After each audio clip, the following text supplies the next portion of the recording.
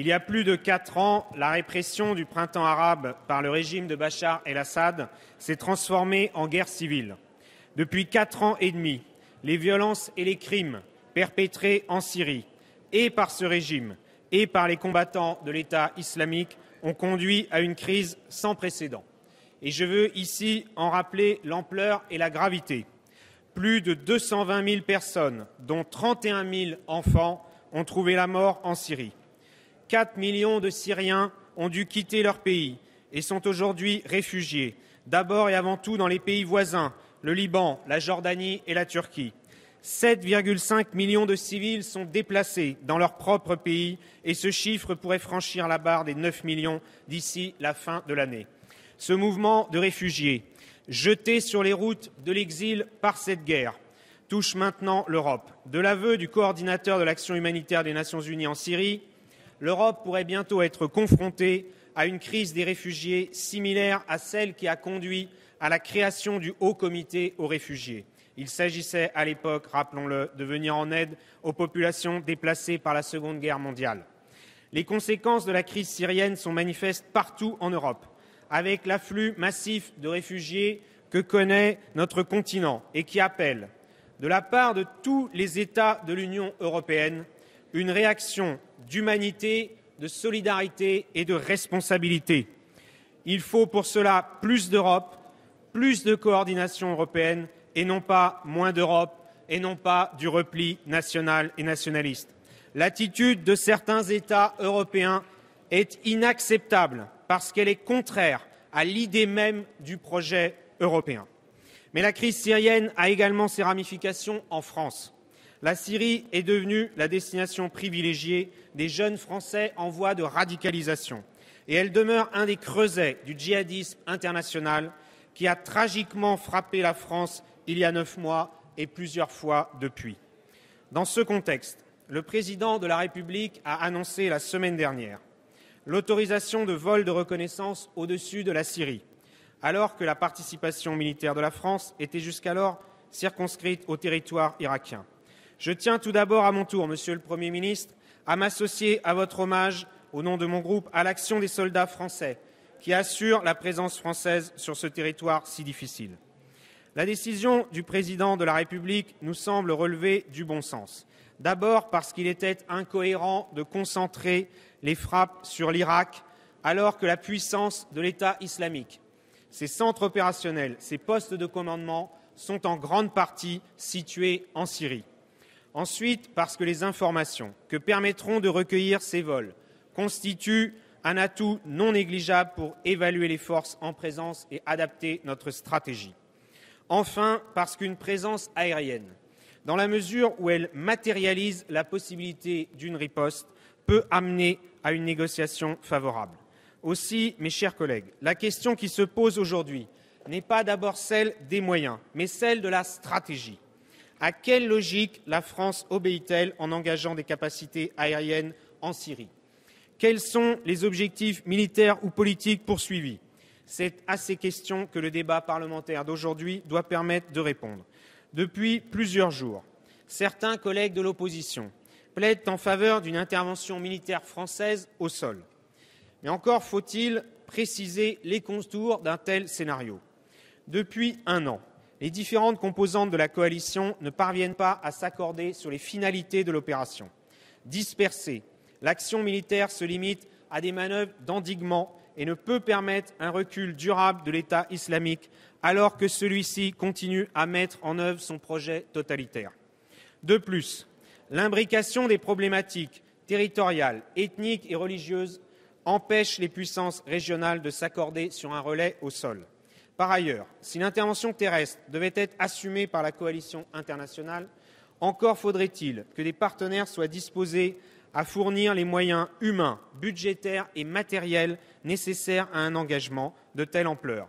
Plusieurs experts militaires estiment que pour être efficace, cette intervention devrait s'appuyer sur au moins 40 000 hommes dans un premier temps pour contrôler et sécuriser le territoire, puis 100 000 hommes pour garantir la stabilité de la région le temps d'une transition politique. Enfin, au regard de la détermination des combattants de l'État islamique et des méthodes de guérilla qu'il emploie, dispersion, dissimulation dans la population, utilisation des véhicules civils, une opération au sol signifierait nécessairement des pertes militaires et civiles conséquentes. Aucun pays ne semble aujourd'hui disposé à payer le prix humain et politique d'un tel engagement, et il apparaît effectivement qu'une intervention militaire terrestre serait irréaliste et inconséquente, comme l'a dit le président de la République il y a quelques jours. Il y a 2 ans, nous avions soutenu la position de la France qui refusait l'inaction et proposait une riposte après l'utilisation d'armes chimiques par Bachar el-Assad contre son propre peuple. Malheureusement, la communauté internationale n'avait pas suivi et a ainsi offert un terrible répit à ce régime. Il y a 12 mois, à cette tribune, j'avais plaidé en faveur de l'organisation d'une conférence internationale de paix au Moyen-Orient qui traiterait en priorité de la question des garanties données aux minorités. Les chrétiens d'Orient, les yézidis et les Kurdes sont les premières victimes du chaos qui s'installe en Syrie et en Irak. Le comble, c'est que les Kurdes, qui combattent l'État islamique avec la dernière énergie, se retrouvent bombardés par l'armée turque. Une sortie de la guerre civile en Syrie ne peut être envisagée sans une démarche politique de ce type. Pour les écologistes, une amélioration de la situation dans la région passe nécessairement par une solution politique négociée. Et concernant les Kurdes, la France doit défendre le principe du droit des peuples à disposer d'eux-mêmes. Car qu'est-ce qui permet aujourd'hui, par ailleurs, à l'État islamique de se maintenir et de prospérer? C'est le soutien populaire dont il bénéficie dans un certain nombre de provinces sunnites. Considérer les intérêts des tribus, des communautés et des groupes locaux, poser la question de l'autonomie régionale ou des nouveaux modes d'administration politique, notamment pour les Kurdes, c'est apaiser les relations entre les peuples et priver l'État islamique de sa légitimité. Ces initiatives sont les seules à même de créer les conditions d'un retournement de la population contre l'État islamique et de garantir qu'un accord de paix durable pourra être réellement appliqué.